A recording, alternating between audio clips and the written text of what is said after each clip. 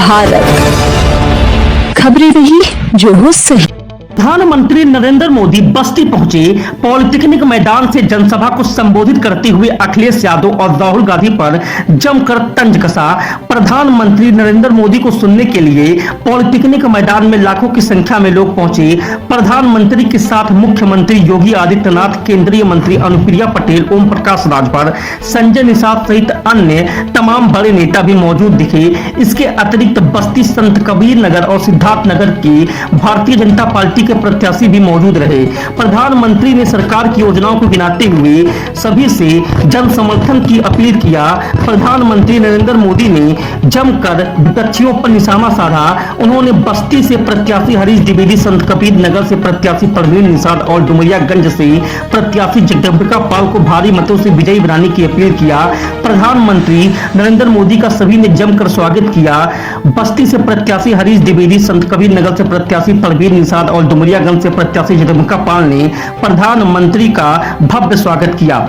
दीजिए आत्मनिर्भर भारत बनाने के लिए। साथियों, 22 जनवरी 2024 इस देश में बहुत लोग हैं जिनको अपने बेटे का जन्मदिन याद नहीं है।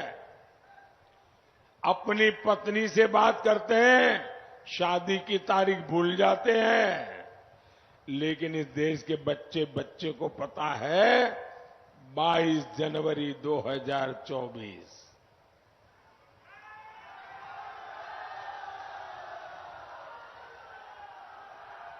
मैं 22 जनवरी बोलता हूं और देश बोल पड़ता है जय श्री राम। अयोध्या में उस ऐतिहासिक दिन मैंने कहा था, राम से राष्ट्र, विरासत से विकास, आध्यात्म से आधुनिकता। आज देश इसी मंत्र पर आगे बढ़ रहा है। हमारा भारत आज दुनिया की 5वीं सबसे बड़ी अर्थव्यवस्था बन चुका है।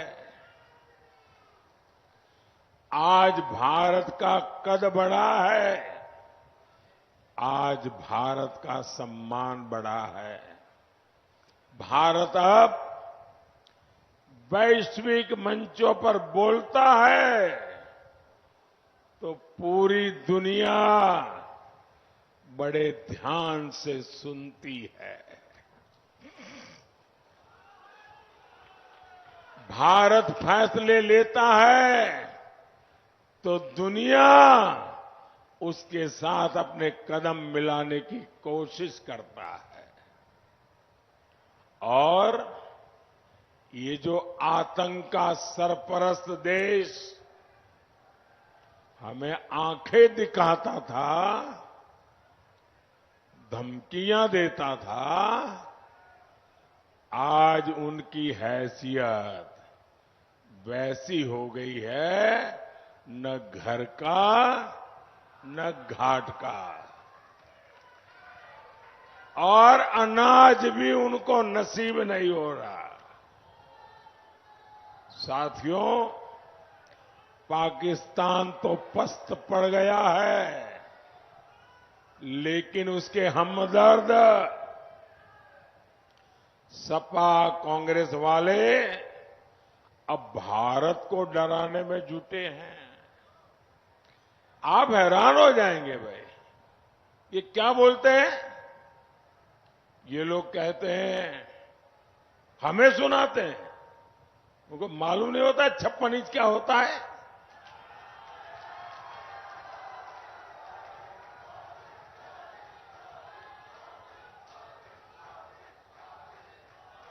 ये कहते हैं पाकिस्तान से डरो, और फिर क्या कहते हैं? पाकिस्तान से डरो, उसके पास एटम बम है, एटम बम। मुझे बताइए भाई, भारत को डरना चाहिए क्या? डरना चाहिए क्या? आज भारत में कांग्रेस की कमजोर सरकार नहीं, आज भारत में मोदी की मजबूत सरकार है। अगर डरना है तो वो लोग डरे जो मानवता में विश्वास नहीं करते, जो आए दिन खून की नदियां बहाते हैं। डरना है तो वो डरे। और भारत न किसी को डराना चाहता है, लेकिन भारत हमें डराने वालों को कभी भी बख्शेगा नहीं, ये भी साफ है। और इसलिए भारत आज घर में घुसकर मारता है।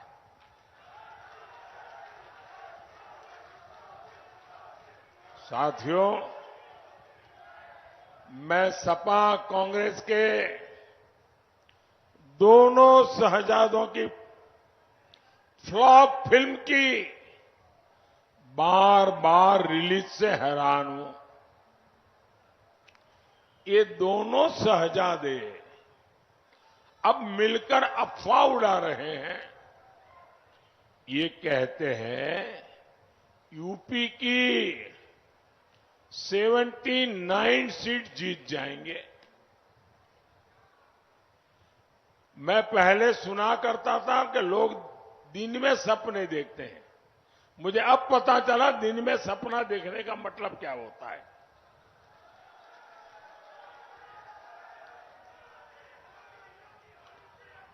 चार जून को यूपी की जनता इनको नींद से जगाने वाली है और तब ये ठिकरा ईवीएम पर फोड़ेंगे। भाई और बहनों, इंडी गठबंधन की परिवारवादी पार्टियों ने तुष्टीकरण की सारी हदें पार कर दी है। हमारा देश 500 वर्षों से राम मंदिर की प्रतीक्षा कर रहा था।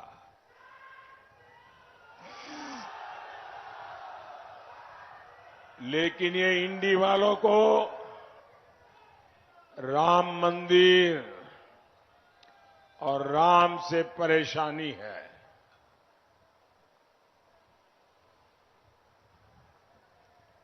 सपा के एक बड़े नेता कहते हैं राम मंदिर तो बेकार है, बेकार। सपा खुलेआम कहती है राम मंदिर जाने वाले राम भक्त पाखंडी है, पाखंडी। एक और इंडी नेता ने कहा राम मंदिर अपवित्र है। ये लोग सनातन धर्म के विनाश करने की बात करते हैं। और इन सब की आका कौन है?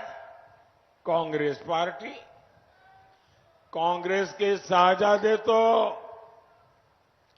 राम मंदिर पर सुप्रीम कोर्ट का फैसला, जिसके कारण राम मंदिर बना है, वो फैसला पलटना चाहते हैं।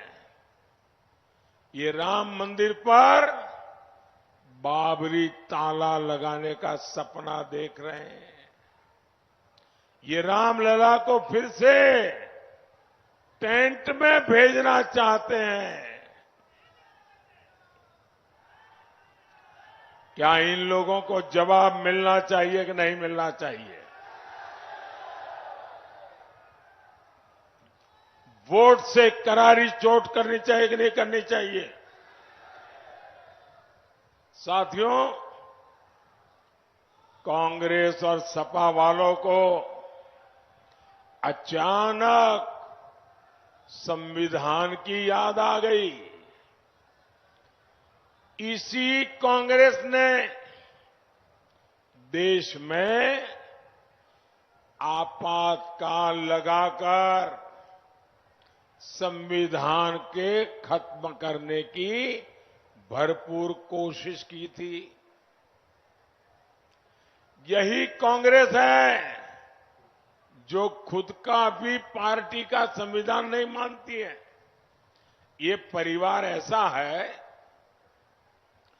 कि बिहार के अति पिछड़े समाज के एक व्यक्ति सीताराम केसरी कांग्रेस पार्टी के अध्यक्ष थे। इनको पिछड़ों और अति पिछड़ों पे पता नहीं क्या नाराजगी है। एक शाम को मैडम सोनिया जी की टोली कांग्रेस दफ्तर में घुस गई और ये अति पिछड़े समाज के सीताराम केसरी को बाथरूम में बंद कर दिया। कांग्रेस के राष्ट्रीय अध्यक्ष को बाथरूम में बंद कर दिया और फिर उठा करके उनको फुटपाथ पर फेंक दिया और रातों रात मैडम सोनिया जी को अध्यक्ष की कुर्सी पर बिठा दिया।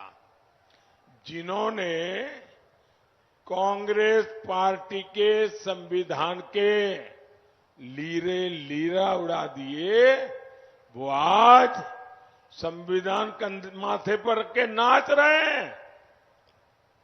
साथियों, सपा कौन है? ये वही सपा है जिसने हमेशा दलितों के आरक्षण का विरोध किया। अब ये लोग संविधान की भावना के खिलाफ जाकर धर्म के आधार पर आरक्षण देने की